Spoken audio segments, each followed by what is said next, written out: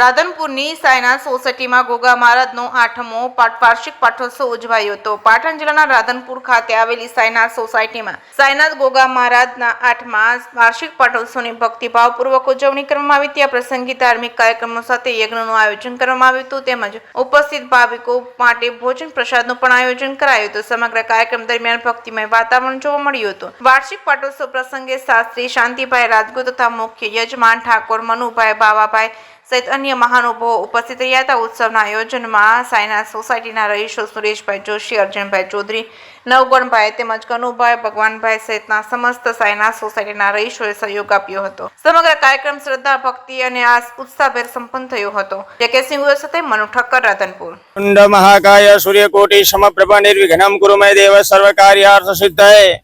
મારું નામ શાસ્ત્રી શાંતિલાલ જયરામભાઈ રાજગોર, સમૂહ તાલુકો ડીસા। હું અહીંયા લગભગ જ્યારે પણ ગોગ મહારાજની પ્રતિષ્ઠા થઈ ત્યારથી લઈ અને આજ સુધી આ 9મા યજ્ઞની અંદર વધાર્યો છું।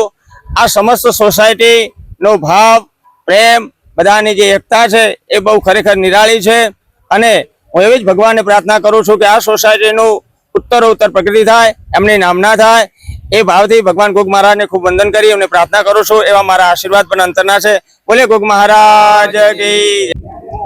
મારું નામ જોશી સુરેશભાઈ સોમાલાલ, સાઈનાથ સોસાયટી। અમારા સાઈનાથ સોસાયટીની અંદર ગોગા મહારાજની આજે 8મો પાટોત્સવ એટલે કે અમારો 9મો હવન છે, જેની અંદર સમસ્ત સાઈનાથ સોસાયટી એક ભાઈચારાની જેમ એકબીજા ભાઈઓ હોય તેનાથી પણ અધિક રહી અને આ યજ્ઞનું આયોજન સમસ્ત સાઈનાથ સોસાયટી કરે છે। દર વર્ષે હવન કરે છે, 700-800 માણસ, 1000 માણસનો જમણવાર કરે છે અને ધાર્મિક કાર્ય કરવાથી અમારી આ સોસાયટીની ઉર્જા પણ વધે છે, જેનો સમસ્ત સાઈનાથ સોસાયટીનો ખૂબ ખૂબ આભાર વ્યક્ત હું કરું છું। મારું નામ નવગણભાઈ ભરવાડ, શિક્ષક શ્રી। આજે અમારી સાઈનાથ સોસાયટીની અંદર ગોગ મહારાજનો હવન તથા આજે તિથિની ઉજવણી કરવામાં આવી। તેમાં સમસ્ત સાઈનાથ સોસાયટી તથા અમારા શાસ્ત્રી શ્રી શાંતિભાઈ તથા કમલેશભાઈ અને હવનના જે મુખ્ય યજમાન છે જે ઠાકોર મનુભાઈ ભાવાભાઈ, આ રીતે અમે સોસાયટીની અંદર સરસ મજાના ધાર્મિક કાર્યો કરીએ છીએ અને ભગવાન અમને ખૂબ અંદરથી શક્તિ આપે છે।